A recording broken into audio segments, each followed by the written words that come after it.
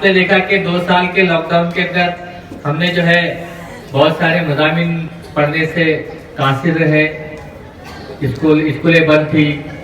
इसी दौरान जो है स्कॉलरशिप के एग्ज़ाम भी आए, ना कोई एक्स्ट्रा क्लासेस हुई, ना बाकायदा कोई क्लासेस हुई। मगर इस दौरान फिर भी बच्चे एग्ज़ाम में बैठे और अच्छे से जो है इम्तहान दिया। उसके बाद में भी स्कॉलरशिप का इम्तहान हुआ, इसमें भी सिर्फ एक बच्चा जवेरिया शकील अहमद, ये बच्ची पास हुई।